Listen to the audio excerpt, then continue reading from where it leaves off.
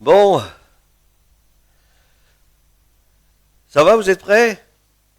On va essayer de faire un peu rapide ce matin. La dernière fois, on a voulu enregistrer le message et puis il y a eu un problème. Donc, je vais essayer de le refaire, mais ce coup-ci un peu plus vite pour qu'on puisse tout avoir en une seule matinée.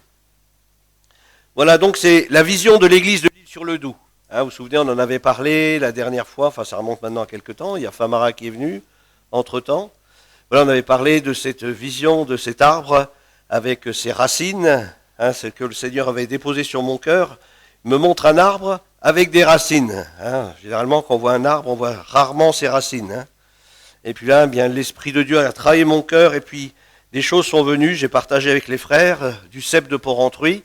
Et puis voilà, donc quelque chose s'est formé, des convictions dans les cœurs, etc. Et cela nous a amené vraiment à implanter donc cette église à l'Île-sur-le-Doubs avec cette vision, toujours cette vision. Nous avions vu la dernière fois donc les racines. Pour qu'une église elle soit forte, il faut avoir des racines. Et les racines, c'est la parole de Dieu, l'enseignement, etc.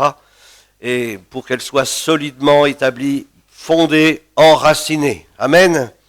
Ensuite, nous avons vu le tronc de l'arbre qui nous parle de la communion fraternelle. On a l'impression, lorsqu'on regarde un arbre avec ses racines et puis avec ses branches, on a l'impression que si on le tourne dans l'autre sens, c'est la même chose. Et à un moment donné, ça se réduit, ça devient un tronc, et puis après, de nouveau, ça repart un petit peu comme ça dans tous les sens.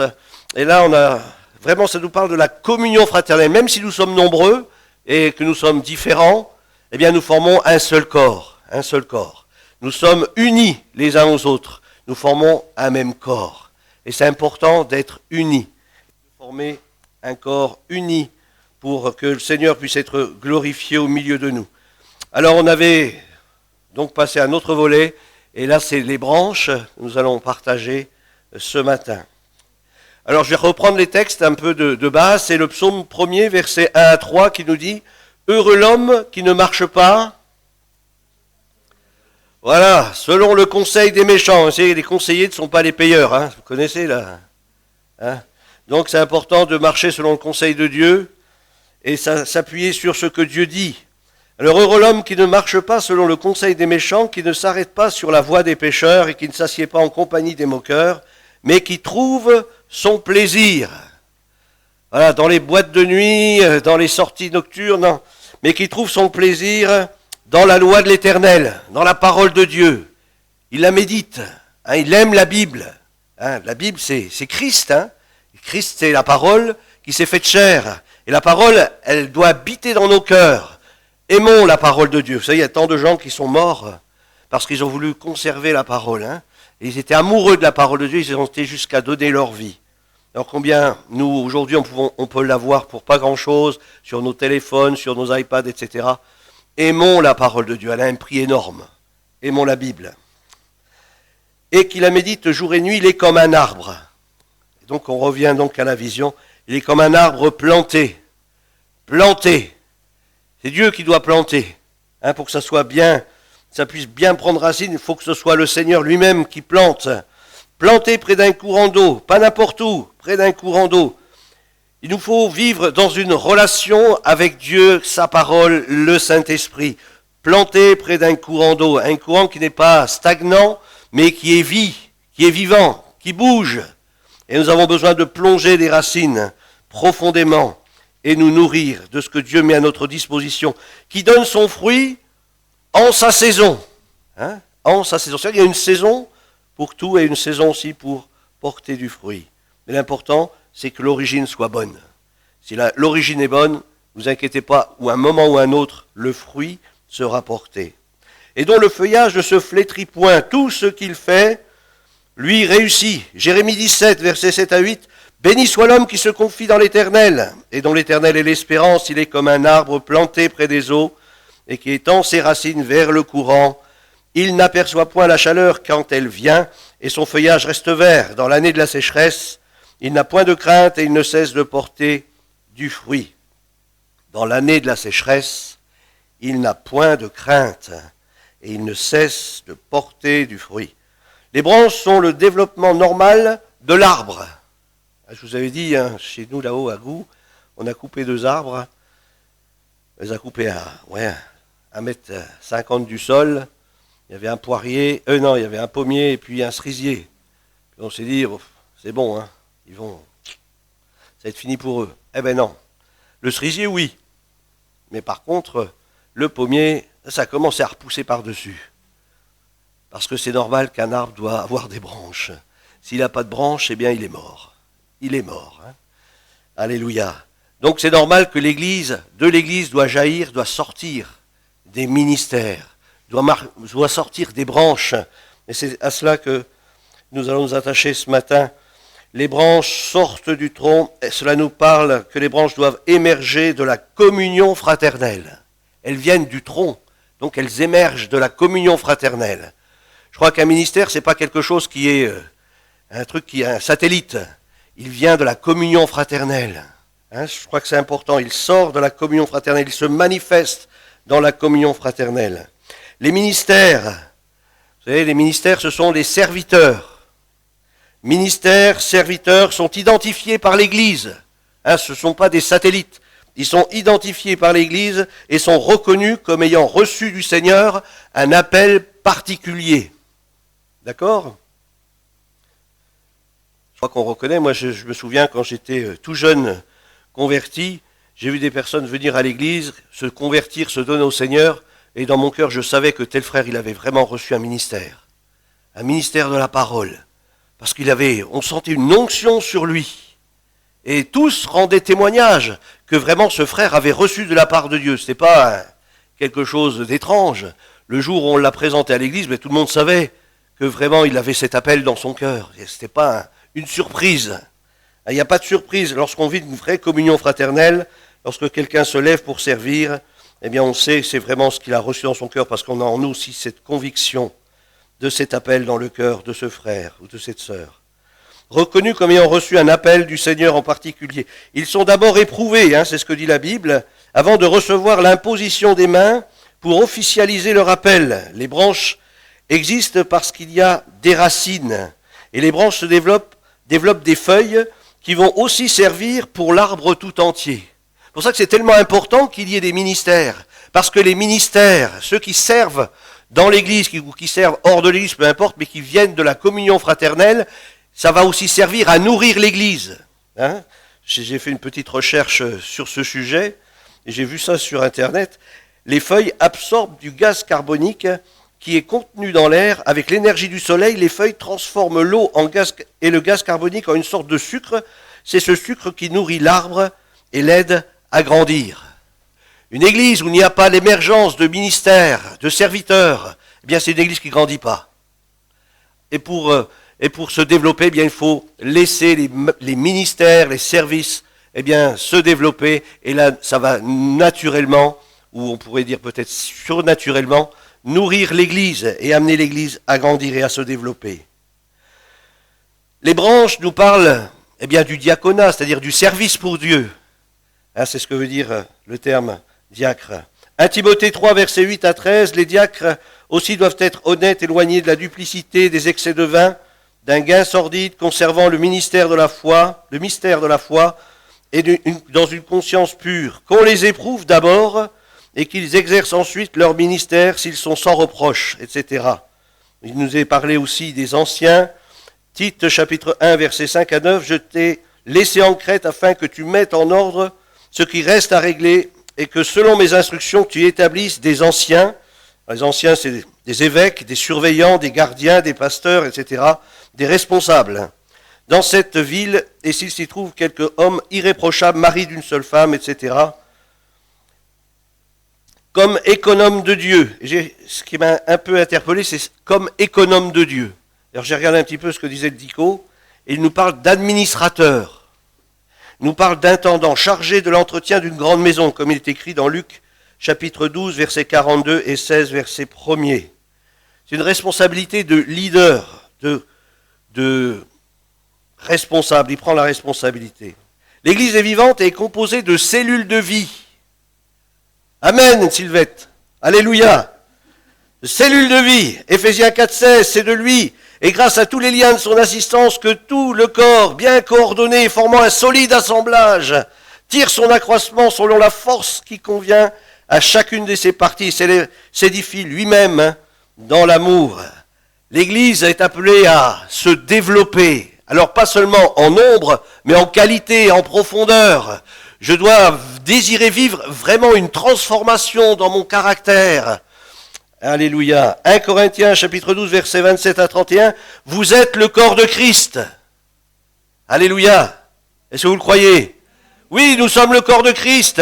Et chacun, nous sommes un membre de ce corps. Et nous avons une fonction, nous avons un rôle.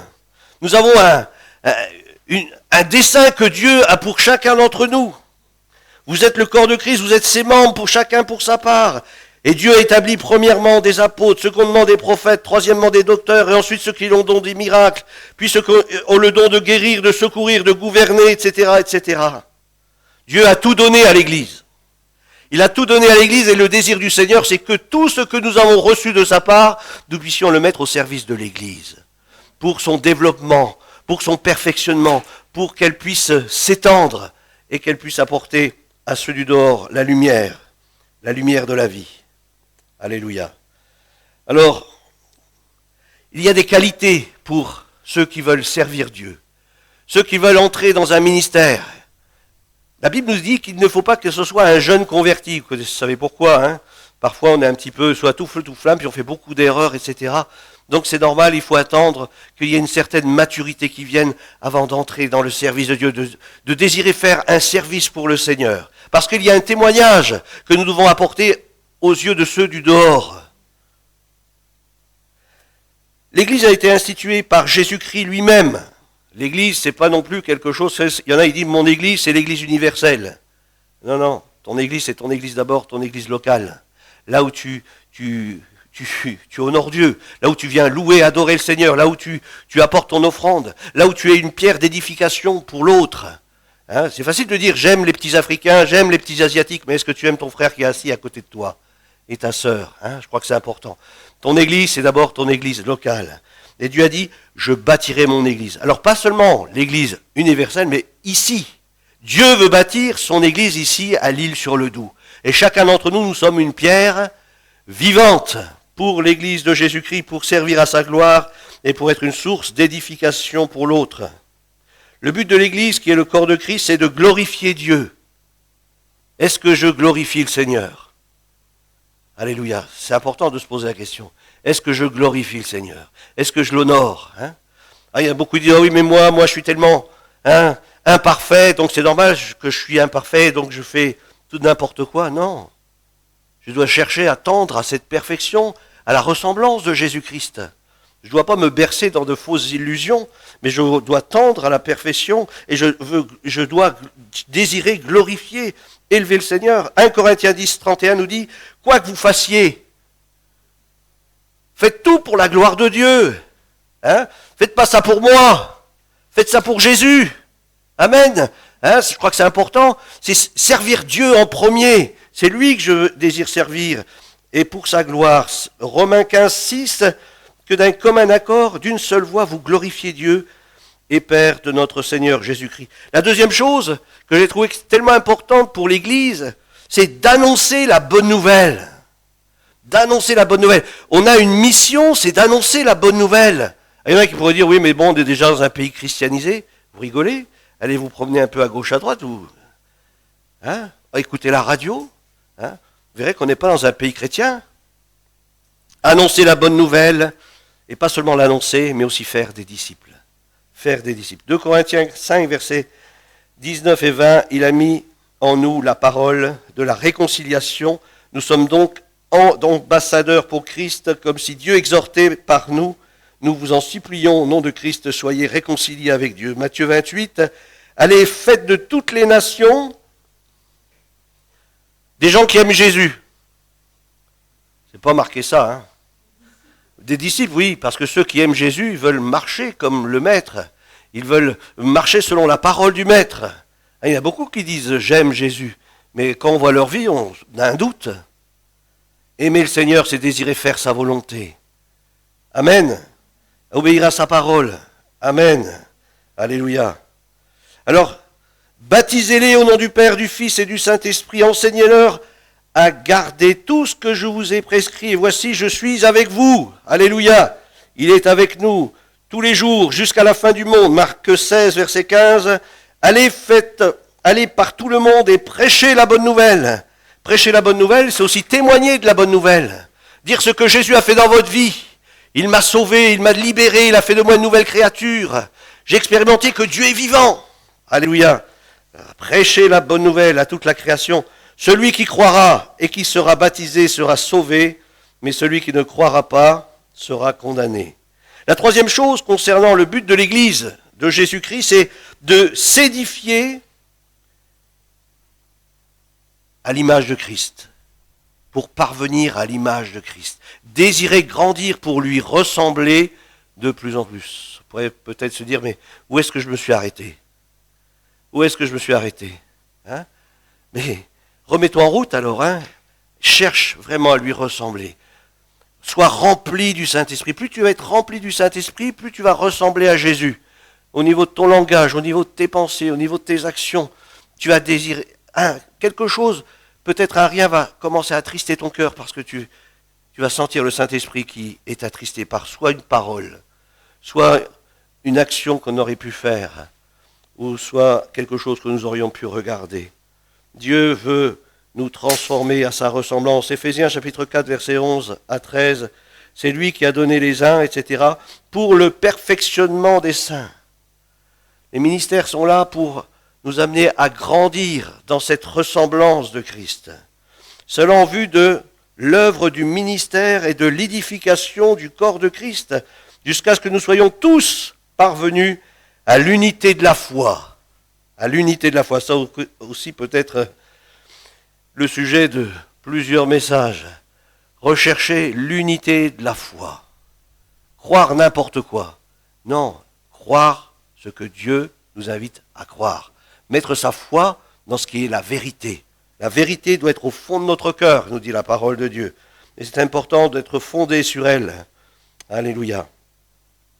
Et la connaissance du Fils de Dieu à l'état d'homme fait à la stature parfaite de Christ. Alléluia. Les qualités du responsable. Parce que chacun d'entre nous, on est responsable. Chacun d'entre nous, on est responsable. Chacun d'entre nous, nous sommes serviteurs. Non ?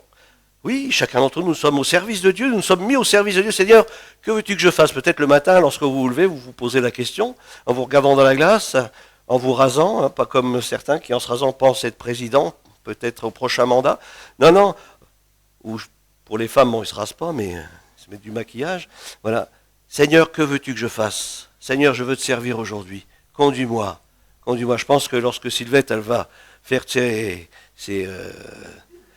pas seulement les pubs, mais quand tu vas dans les magasins pour présenter, eh bien peut-être qu'elle te dit, Seigneur, mets devant moi des personnes à qui je peux parler de Jésus, que je peux parler de toi, que je puisse témoigner. Alors bien sûr, il y a des qualités qui sont exigées par le Seigneur lorsque on veut vraiment le servir. Et si dans nos cœurs on sent qu'il y a des choses qui ne sont pas encore bien claires, eh bien recherchons à manifester ces qualités dans notre vie. Nous l'avons vu tout à l'heure lorsque nous avons lu les différentes qualités des diacres ou des anciens, enfin vous pourrez retrouver tout cela dans la parole de Dieu. Mais moi, j'ai pas voulu séparer les choses, parce que quelque part, nous sommes tous au service du Seigneur, donc tous, on doit manifester ces qualités-là. Respectables, honnêtes. Tous devons rechercher à être respectables et honnêtes. Une conduite intègre, une bonne moralité dans leur service, leur témoignage dépassant le cadre de l'assemblée. Et si à l'assemblée vous êtes tout clean, mais le Seigneur il voit aussi comment vous êtes à l'extérieur.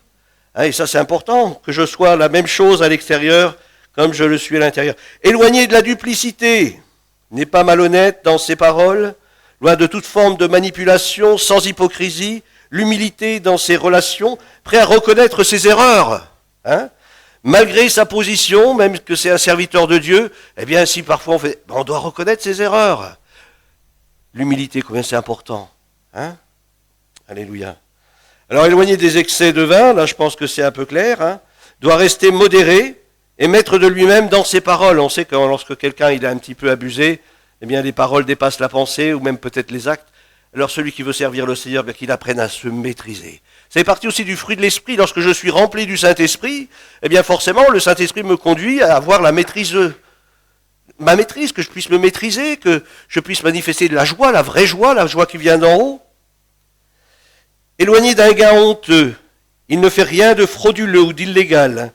Cherche d'abord à honorer Dieu plutôt que de rechercher son avantage. Il vit dans le contentement et la générosité. Il n'est pas possédé par l'amour de l'argent.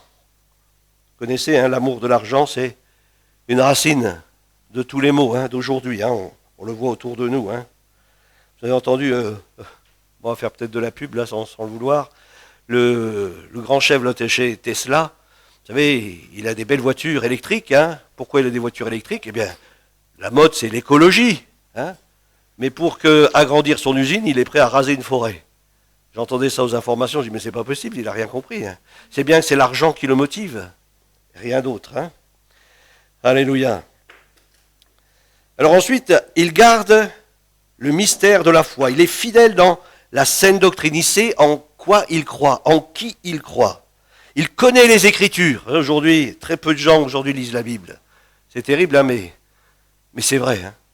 C'est vrai. Alors des fois, c'est vrai, elle est projetée à l'écran, mais très peu de gens lisent régulièrement l'Écriture. Soyons des gens qui aimons l'Écriture, qui la méditons, qui la lisons. Vous savez, on a des petits calendriers là qu'on vend à la librairie. Bien, prenez un petit calendrier, même si c'est quelques lignes de la parole de Dieu, mais nourrissez-vous de la parole de Dieu, que nous puissions être nourris de cette parole. Il est attaché à la vérité. Il est attaché à la vérité.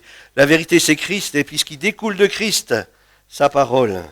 Une conscience pure, sa vie reflète ce qu'il croit. Sa vie reflète ce qu'il croit. Il est libre à l'égard du péché. Il n'est pas esclave du péché, il est libre à l'égard du péché. Je vis une vraie liberté. Et s'il m'arrive parfois bien de pécher, mais j'ai un avocat auprès du Père. Et ça, je ne l'oublie pas. Alors je vais me réfugier dans sa présence. Seigneur, je te demande pardon. Viens laver, purifier mon cœur et viens me transformer. Je veux vraiment te glorifier, te servir avec une conscience pure, marchant à l'exemple de Christ en portant sa croix, dans la communion du Saint-Esprit et en vivant dans cette communion du Saint-Esprit. Il est fidèle dans ses engagements, dans ses devoirs, dans ses rôles respectifs. Alors je parle aussi des époux, des épouses, leurs rôles respectifs. Reste sensible aux besoins des autres. L'esprit protecteur les anime. Et aujourd'hui, on voit, par exemple, dans les couples, au lieu d'être soudés l'un à l'autre, eh bien, on commence à parler mal de son mari. Ou le mari commence à parler mal de sa femme. Alors qu'ils devraient se protéger l'un et l'autre. Dieu nous appelle à vivre un véritable amour. Et d'aimer son prochain, c'est d'abord son époux. Son prochain, c'est d'abord son épouse. Aimons ceux qui sont près de nous. Et ayons l'esprit protecteur, pas d'enfermer. Protecteur, c'est de protéger contre le mal, pas d'étouffer non plus. Il dirige bien ses enfants, exerce une bonne discipline. J'ai rajouté bonne. Le mot discipline, on n'aime pas trop. Alors, une bonne discipline, une discipline qui est correcte, qui honore Dieu, selon les enseignements bibliques, étant déjà eux-mêmes des modèles aux principes bibliques. Bien sûr, si je veux éduquer mes enfants dans la doctrine, dans la parole de Dieu, selon l'évangile, selon la parole, il faut déjà que moi je vive ce qui est écrit. Parce que le premier exemple, c'est moi. Ce sont les parents. Donc comment je puisse éduquer mes enfants correctement si moi-même je ne vis pas ce qui est écrit ? Dirige bien sa maison, le couple doit savoir gérer ensemble les affaires du foyer, dans le respect du rôle de chacun, pour rendre un bon témoignage aux yeux de Dieu. Car c'est lui d'abord que nous voulons honorer, le Seigneur. Tu honoreras le Seigneur aussi avec tes biens. D'être non médisante. Ça, c'était pour les diaconesses. Je dis, mais c'est bizarre, pourquoi il met ça pour les femmes ? Moi, je connais des hommes qui sont aussi comme ça.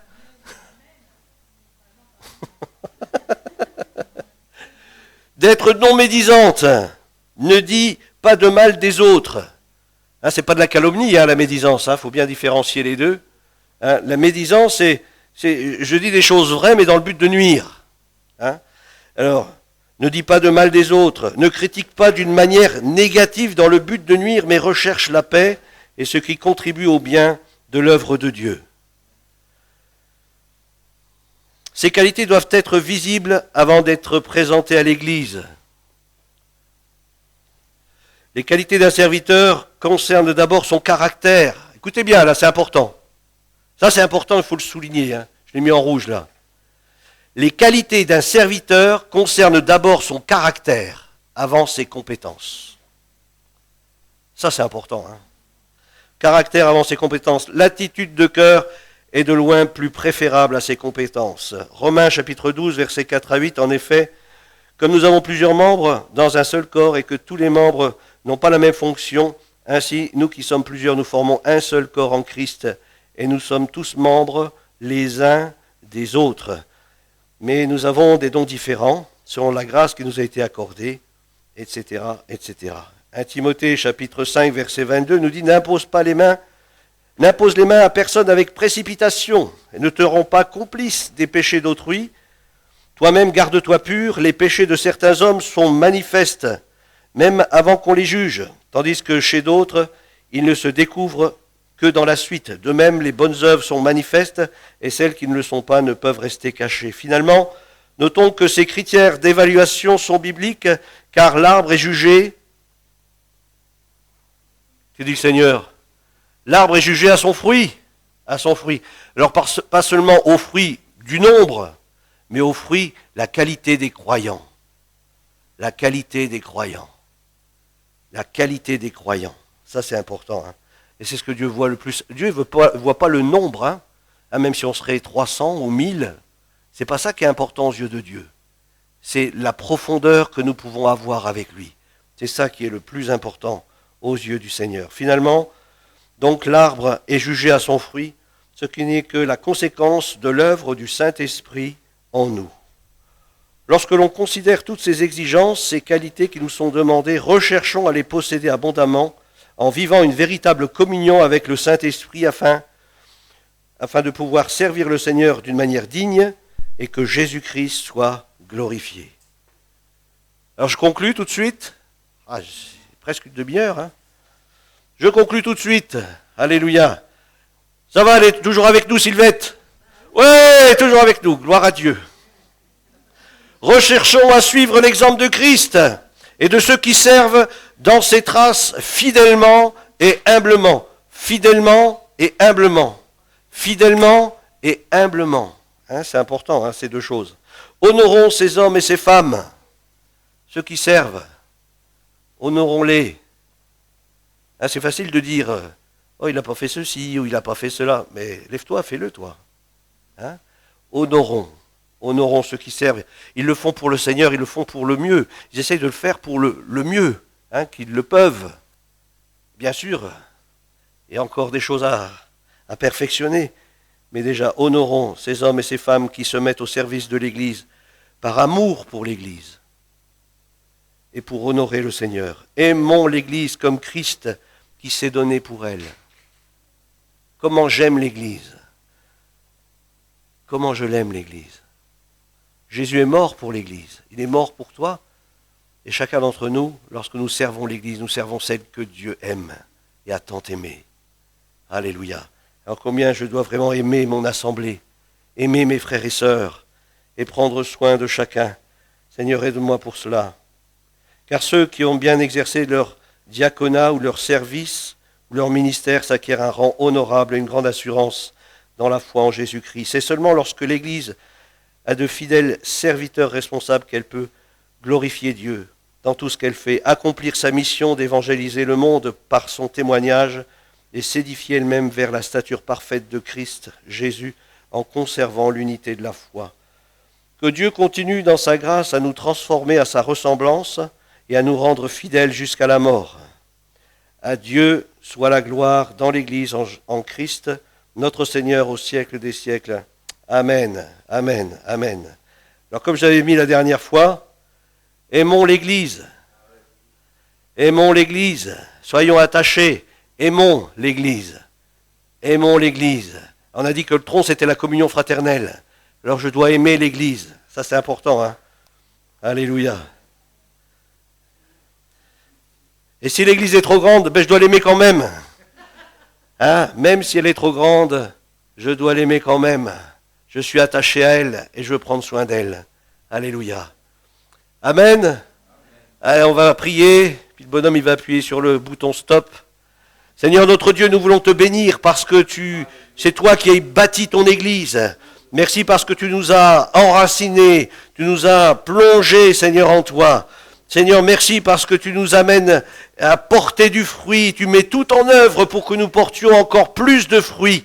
Seigneur, nous te bénissons pour les frères et sœurs, te bénissons pour chaque membre de ton corps, ici à l'Île-sur-le-Doubs. Merci de faire fructifier ton œuvre, de faire lever des ouvriers pour la moisson. Nous voulons te bénir pour les dons que tu nous as donnés, pour les ministères que tu nous as donnés. Seigneur, vraiment bénis chacun d'entre nous. Merci encore de faire lever des ouvriers pour te servir, Seigneur. Remplis du Saint-Esprit, inonde-nous de ta présence, afin que nous puissions non seulement t'aimer de tout notre cœur, mais aussi aimer l'Église, aimer nos frères et sœurs. Comme toi, Seigneur, tu désires que nous les aimions, parce que c'est à cela que le monde reconnaîtra que nous sommes réellement tes disciples.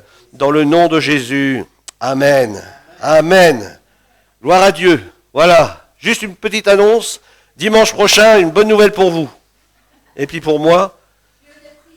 Oh, dis donc, elle a trouvé. Elle est inspirée, Sylvette. Hein. Jeûne et prière. Pas déjeune et prière. Hein. Voilà, c'est jeûne et prière.